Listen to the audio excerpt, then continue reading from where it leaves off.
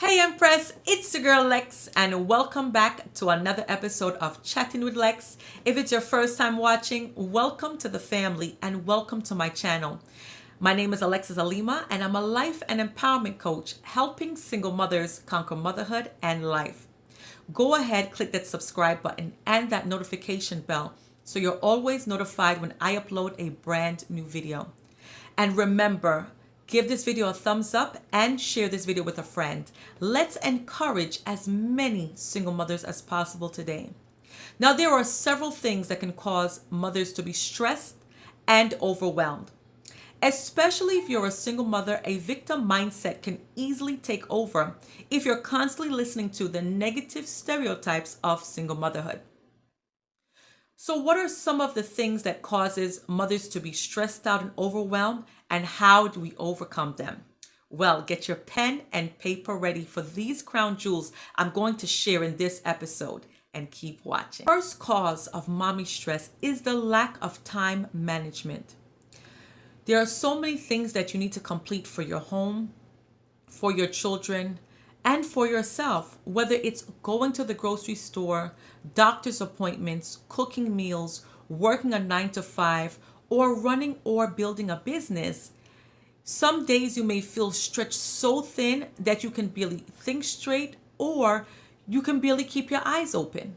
I know, sis, I've been there many times. I know this all too well. First, I want you to let go of the idea that you need to have balance within your daily schedule. Balance would mean that everything in your life, including your family time with your children, would receive the same amount of time amongst each other. Balance in your daily schedule is a myth. Instead, I want you to focus on creating harmony amongst your daily routine. So it doesn't matter how little or how much time you spend in each area, as long as each area of your life has your undivided attention. So your family time with your children, you have undivided attention. Your work schedule, undivided attention. Your business schedule, undivided attention. Your workout schedule, your undivided attention, and so forth. Get the most out of each day by having both a planner and a task journal. You can have a physical planner or a time planner on your phone that will allow you to set scheduled time slots for each task or event. A task journal will become your best friend because you can place your most important task on this task journal so that you can go ahead and execute each important activity ahead of time.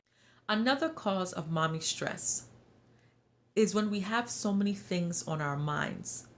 And this mainly takes place when we've allowed procrastination to take over. We need to identify what causes us to procrastinate. Is it self-sabotaging self-talk? Is it negative thoughts or non-productive distractions? Sis, I've struggled over the years with non-productive distractions, which would cause me to be overwhelmed and then overthink each project that needs to be completed, resulting in some of my projects taking a few weeks or even a few months to complete. But limiting my non-productive distractions, such as talking on the phone for hours or watching TV for hours, have helped me to get a grip on what needs to be completed. And once I've limited those, I replaced it with personal development activities. So instead of talking on the phone, I would read books that will allow my mindset to shift for the better, or I would listen to self-development audio, would now erase any negative talk in my head or overwhelm, and then allow me to have more productive days completing my project. Fear is another thing that causes mommy stress.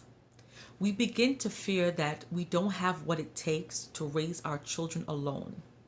We begin to fear that we're not capable enough to actually achieve our own goals now that we're solo parents.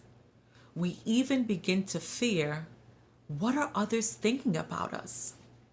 But we can easily shift that mindset, that negative self-talk by asking ourselves, what if? What if we actually have what it takes to raise our children alone? What if we can actually achieve our goals and raise our children to be great men and women? What if you are actually a great mom? What if others are actually inspired by your journey? What would that look like for you? How would you feel if those things were the case? I want you to answer those two questions. How would you feel, and what would that look like for you? In the comment sections, I want to hear your answers. Perfectionism causes a lot of stress and overwhelm, especially for moms doing this journey alone. But you can't compare yourself to other moms and how they run their household, or other moms and how they go to work, or how they're doing this journey as a parent. But what you can do is learn from them, learn their strategies, learn their techniques, implement what you like in your home, use them as a blueprint. And then as you go along implementing these techniques, make it your own. Make it fit in like a puzzle piece in your own home routine. Finances is a big one. Having more month than money is definitely a huge stressor for moms. Some days you're trying to stretch that finances so far that it's silently screaming, I get it, and I've been there, sis. Start by creating a budget for your monthly expenses. This is a great way to see what are some of the things you're spending on that are actually draining your bank account unnecessarily. Get rid of subscriptions that are not serving your home in a positive way. I remember doing this just a few months ago, and I saw that I had some unnecessary subscriptions that we were not using, or subscriptions that really we didn't need. And I decided to eliminate them and find things that were actually providing me the same service at a lower cost. Huge game changer in my family expenses. Take a course to learn a new skill set or a side hustle that will allow you to have increased income in your home. Also, if you currently order out a few times a month, let's limit that to at least once a month or once every few months, and replace it with at-home meal preps. Once you realize how much money you are now saving, you will have less financial stress on your mind. Friendships. The lack of friendships or a support group can become a stressor for single moms, because sometimes you feel like there's no one that can actually relate to what you're currently going through. There's no one you can speak to that can provide you valuable information on how to handle some of the life-changing situations you're experiencing.